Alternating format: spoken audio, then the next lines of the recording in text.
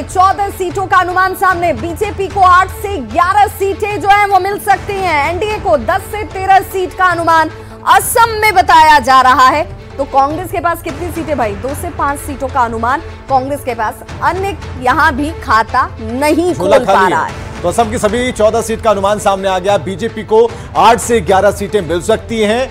ये एनडीए को 10 से 13 सीट मिलने का अनुमान जताया गया। वहां कांग्रेस को 2 से 5 सीटें मिल रही हैं। एग्जिट पोल में देखिए जरा आप दूसरे नजरिए से देखिए, 14/14 असम की 14 सीटें बीजेपी के खाते में 8 से 11, कांग्रेस के हाथ 2 से 5 और अदर के खाते में यहां पर 1 सीट दिखाई जा रही है। भाई अब नॉर्थ ईस्ट लिए चलते हैं। चलिए नॉर्थ ईस्ट के आंकड़न क्या कहते हैं? पूर्वोत्तर भारत और उत्तराखंड की भी उधर उस तरफ भी लिए चलेंगे।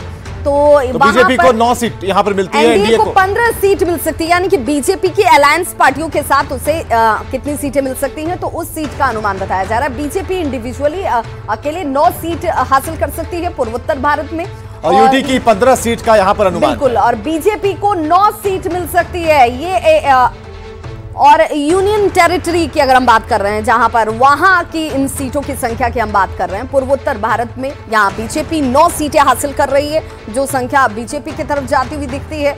और इसीलिए हम कह रहे हैं कि भाई यहां पर अगर ओवरऑल एनडीए के लिहाज से देखा जाए तो ये संख्या कहां तक पहुंचती है, इस पर भी हमारी नजर है। 15 सीट देखिए आ गया आंकड़ा। जब तक हम कह रहे हैं तब तक आंकड़े भी आ जा रहे हैं। अगर एनडीए के लिहाज से देखा जाए तो ये संख्या 15 तक पहुंच जाती है। और देखिए ग्राफ आ गया। कुल मिलाकर 351 सीटों का जो एग्जिट पोल का जो आंकड़ा अनुमान है वो आ चुका, वो सामने आ चुका है। 543 में से 351 ये संख्या सामने आ चुकी है। उसमें एनडीए भी आप बता दें, एनडीए में 231 से 243 के करीबन जो है अभी आंकड़े बता रहे हैं। इंडिया गठबंधन की अगर बात कर लें तो उससे 94 से 106 सीटें जो है वो मिलती हुई दिख रही हैं इन 351 सीटों में। यहाँ पर अदर की झोली में 17 से 24 सीटें जा रही हैं। ये अनुमानित आंकड़ा जो है वो उसके तरफ जाता हुआ दिख रहा है। और ये देखिए उत्तर पूर्वी राज्य और केंद्र शासित प्रदेश दोनों को मिलाकर 15 जो सीटें हैं, उन 15 सीटों में किसके पास कितनी सीटें? तो भाई बीजेपी अकेले ही अपने दम पे 9 सीटें और सहयोगी के साथ मिलकर 15 सीटें, तो फिर इनका तो खाता नहीं खुल पाया।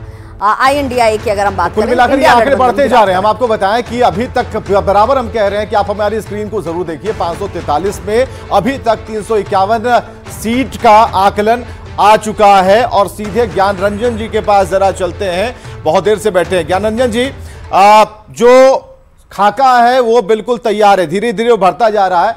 543 तक हम लोग पहुंचने वाले, कुछ देर में पहुंच जाएंगे, सारे आंकड़े होंगे हमारे पास। शुरू में तो ठीक लगा जब दक्षिण भारत से हमने शुरू की, जैसे जैसे भारत